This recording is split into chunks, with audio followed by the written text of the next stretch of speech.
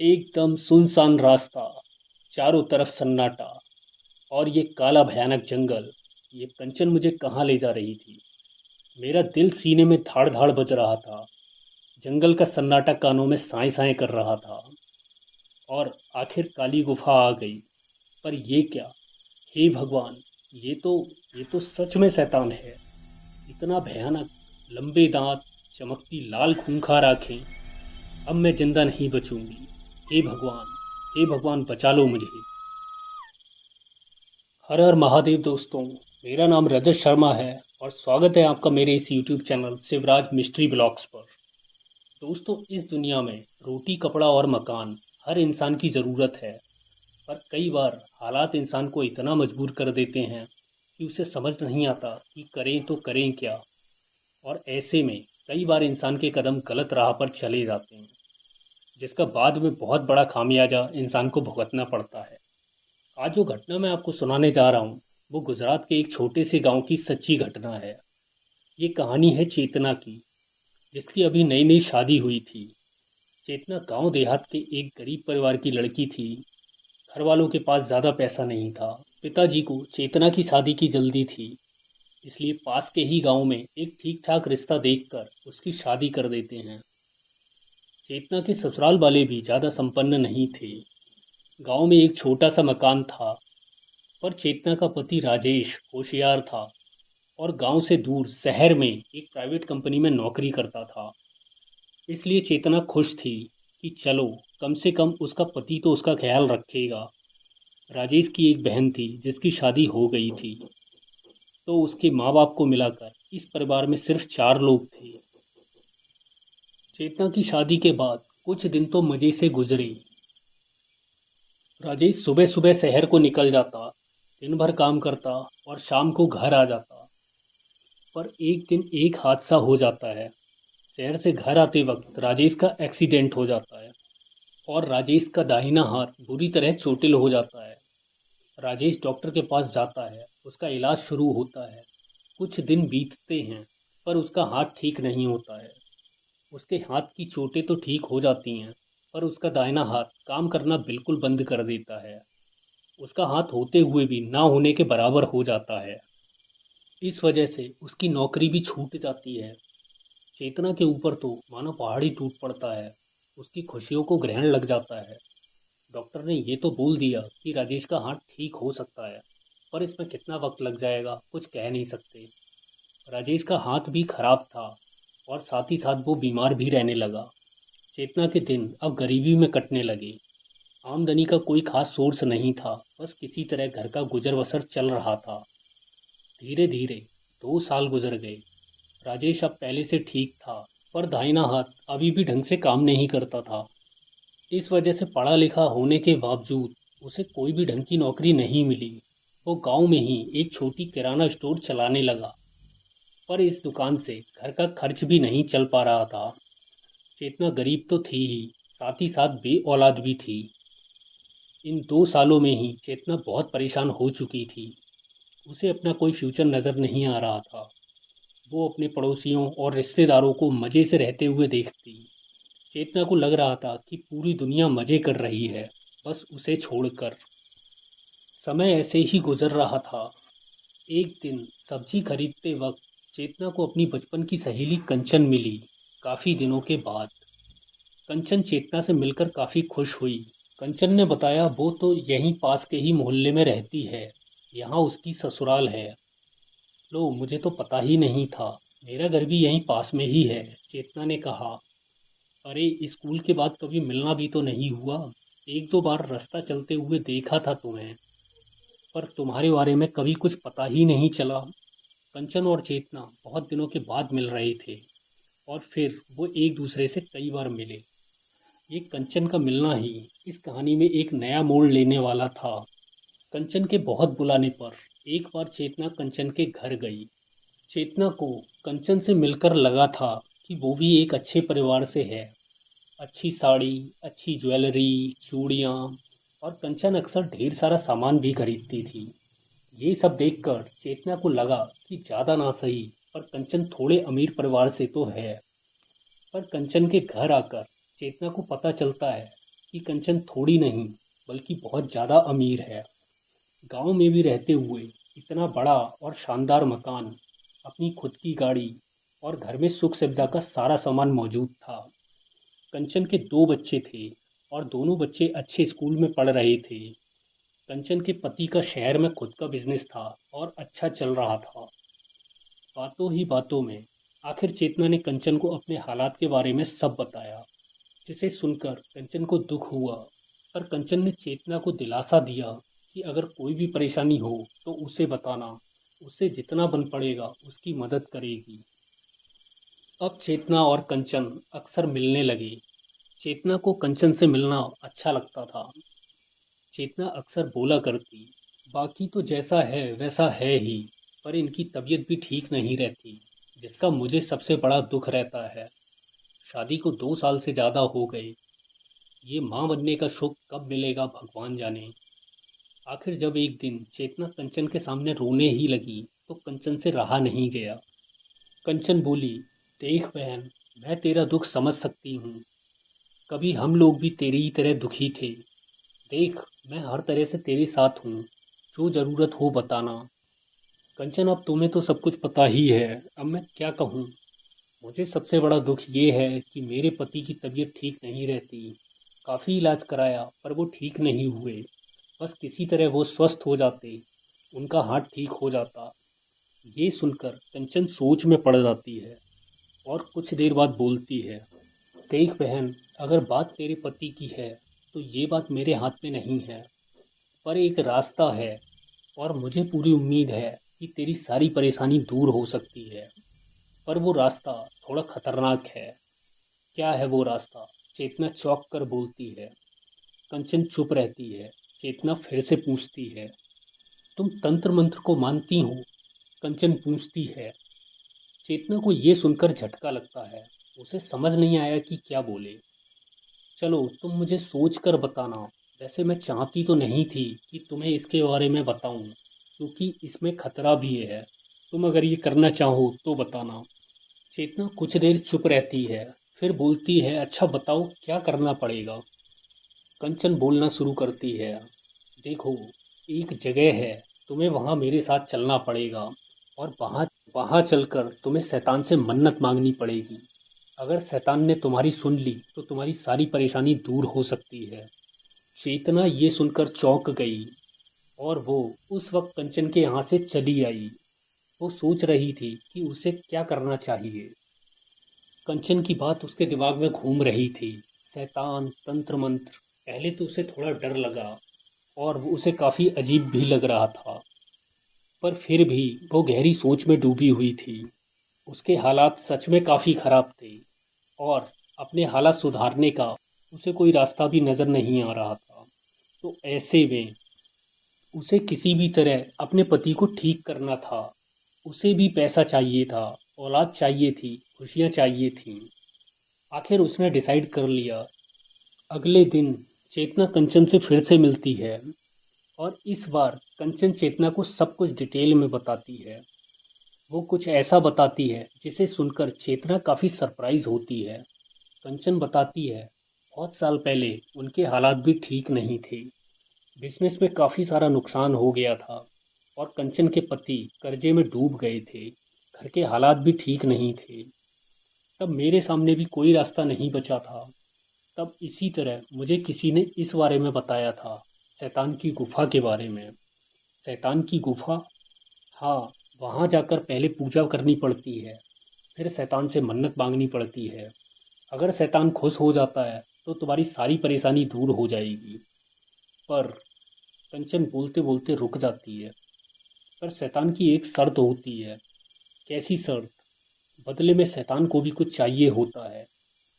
तुम्हें बदले में शैतान की वो ख्वाहिश पूरी करनी होती है। जैसे कि कैसी शर्त? जब मैंने शैतान से मन्नत मांगी थी तो मुझे शैतान ने बकरे की बलि के लिए बोला था, हर 6 महीने में एक बार। हर 6 महीने में मैं शैतान को एक बकरा चढ़ाकर आती हूँ। ये सब चेतना को बहुत अजीब लगता है, पर इस सब के बावजूद वो तैयार थी शैतान से सौदा करने के लिए। उसे भी वो सब कुछ चाहिए था जो कंचन के पास था। और वैसे भी बकरे की बात ज़्यादा बड़ी क्या है, मैं भी बकरा चढ़ा दूंगी। कंचन चेतना को बताती है कि ये जो मेरे घर के सामने जो रास्ता तुम देख रही हो, ये रास्ता सीधे जंगल की तरफ जाता है। जंगल के बारे में तो तुम जानती ही होगी। हाँ, काफ़ी घना जंगल है। इसी जंगल में एक गुफा है जिसके बारे में बहुत कम लोग जानते हैं। वही है शैतान की गुफा। इस शनिवार को अमावस्या है। अमावस्या की रात को ही वहां जाना पड़ता है। रात में? और रात में कैसे? मैं घर में क्या बोलूंगी? तुम ऐसा करना, तुम उस दिन मेरे घर आ जाना, कोई भी बहाना बनाकर। मेरे पति इस वक्त बाहर गए हैं अपने किसी काम से। वो वैसे भी कई बार काम की वजह से शहर में रुक जाते हैं। जब तुम मेरे यहाँ आ जाओगी तो रात में मैं तुम्हें वहाँ ले चलूंगी और किसी को पता भी नहीं चलेगा। चेतना ने अपने सास ससुर को ये बोलकर मना लिया कि कंचन की तबीयत ठीक नहीं चल रही है, इसलिए एक दिन के लिए उसके घर जा रही हूँ। कल सुबह वापस आ जाऊंगी। चेतना के घर वाले मान जाते हैं। चेतना शाम को कंचन के घर पहुँचती है। रात को खाना खाने के बाद कंचन बच्चों को सुला देती है और 12 बजे के बाद कंचन चेतना को लेकर चुपचाप घर से निकलती है।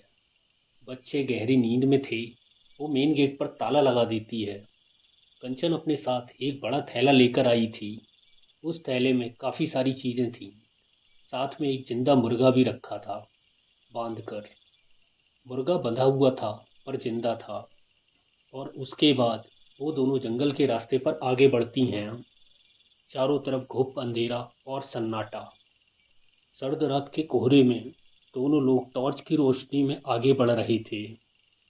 अब घना जंगल शुरू हो जाता है। चेतना को डर के मारे घबराहट होने लगती है। कंचन, कंचन, तुझे डर नहीं लगता? लगता तो है, पर मुझे अब आदत हो गई है। वैसे एक बात बताऊं, इस रास्ते पर शैतान की छाया भी है। जो कोई भी मन्नत लेकर इस रास्ते पर शैतान से मिलने आता है, उसे रास्ते में कभी भी कोई भी रुकावट नहीं मिलती है। मुझे भी आज तक कभी कोई नहीं मिला। अब ये लोग जंगल के काफी अंदर आ गए थे। चारों तरफ घना कोहरा था। आखिर ये लोग शैतान की गुफा तक पहुंचते हैं। कंचन नीचे पड़ा एक पत्थर उठाती है और गुफा के बाहर दरवाजे पर 7 बार दस्तक देती है। फिर चेतना को लेकर गुफा के अंदर जाती है। गुफा में चारों तरफ अंधेरा था। कंचन टॉर्च चारों तरफ घुमाती है। एक मसाल गुफा की दीवार पर टंगी थी। अपने साथ लाई हुई माचिस से वो मसाल जला देती है और साथ ही गुफा के बीच बने टीले पर कुछ लकड़ियां रखकर उन्हें भी जला देती है। पूरी गुफा में उजाला फैल जाता है। चेतना सामने देखती है और उसके रोंगटे खड़े हो जाते हैं। सामने लगभग 20 फुट ऊंची एक भयानक मूर्ति थी, शैतान की मूर्ति। कंचन अपने साथ सिंदूर और कुछ सामग्री लेकर आई थी। सामग्री को उसने एक छोटी प्लेट में रखा। उसने चेतना को अपने पास बुलाया और चुपचाप खड़े होने को बोला। कंचन पूजा स्टार्ट करती है। चेतना उस सामग्री को चेतना उस सामग्री को आग में डाल रही थी और कंचन जोर जोर से मंत्र बोल रही थी। कुछ देर तक ऐसे ही पूजा चलती रही। कंचन अपने साथ लाए हुए मुर्गे को उठाती है और उस पर सिंदूर चढ़ाती है। कंचन मुर्गे को उठाकर शैतान की मूर्ति के पैरों के पास रखती है और चाकू लेकर मुर्गे की गर्दन काट देती है। वहां मुर्गे का खून बिखर जाता है। वापस अपनी जगह आकर फिर से मंत्र बोलना शुरू कर देती है। धीरे धीरे गुफा में एक धुंध छानी शुरू हो जाती है। चेतना मूर्ति की तरफ देखती है। मूर्ति की आंखें चमकना शुरू हो जाती हैं। एकदम लाल खूंखार आंखें, जैसे आंखों में कोई बल्ब लगा हो।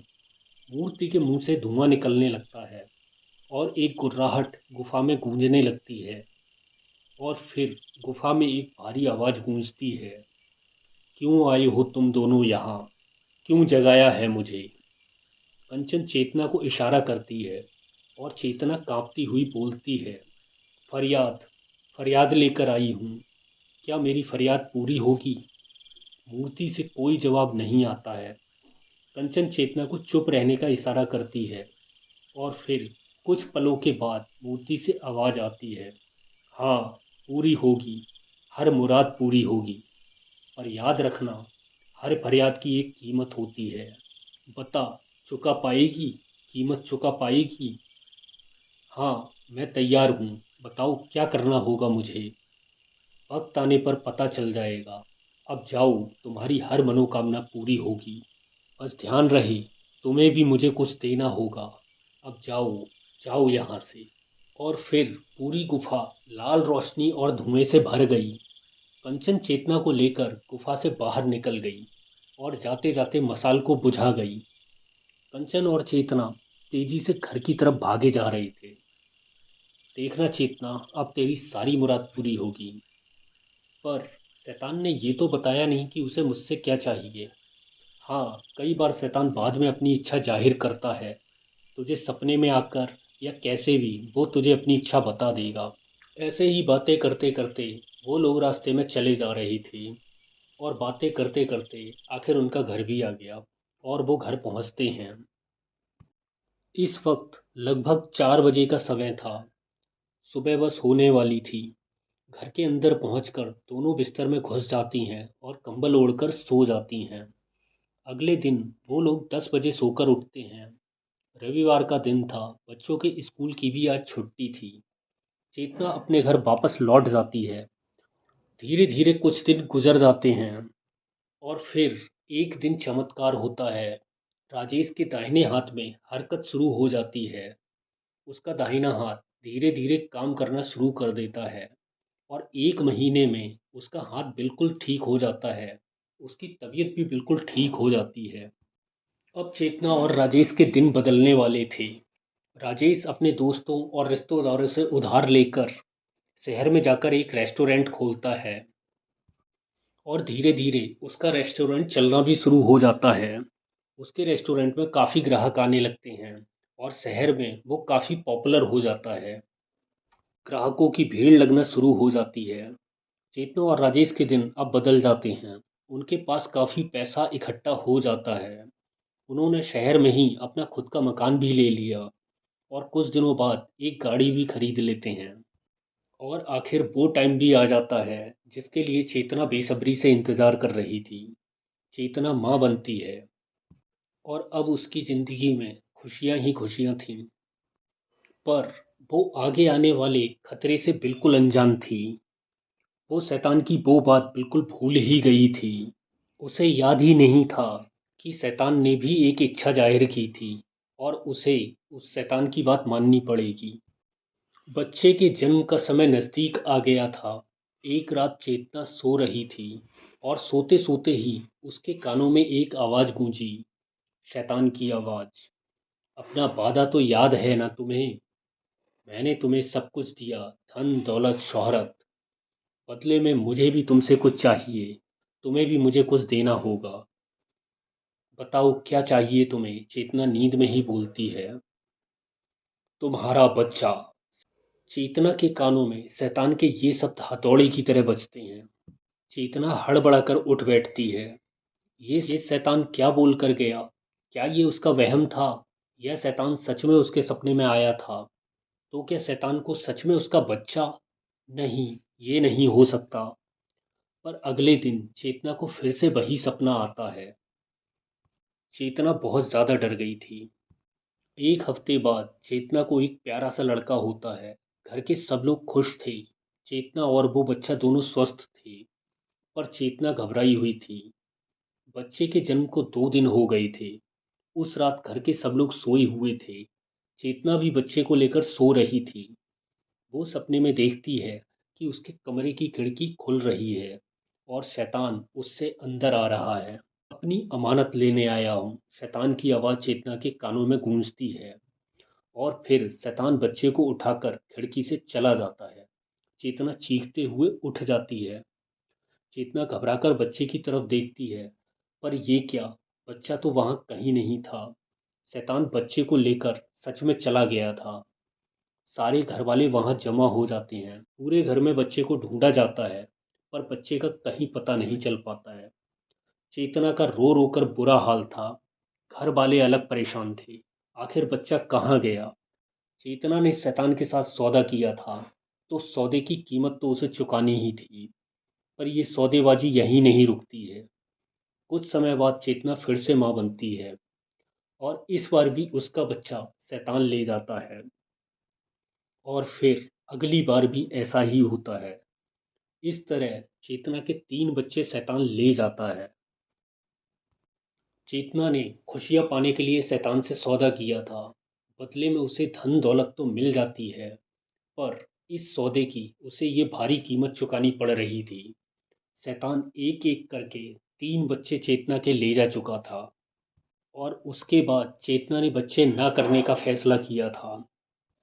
चेतना और राजेश की ज़िंदगी में पैसा तो था, पर औलाद का सुख नहीं था। तो दोस्तों, आज की ये कहानी आपको कैसी लगी कमेंट करके ज़रूर बताना और वीडियो को लाइक कर लेना। और अगर आपने मेरा चैनल सब्सक्राइब नहीं किया है तो प्लीज़ मेरा चैनल सब्सक्राइब भी कर लेना। कहानी अच्छी लगी हो तो अपने दोस्तों के साथ भी शेयर कीजिएगा। तो दोस्तों, आज के लिए इतना ही। मिलता हूँ आपसे अपने नेक्स्ट वीडियो में एक नई रहस्यमयी कहानी को लेकर।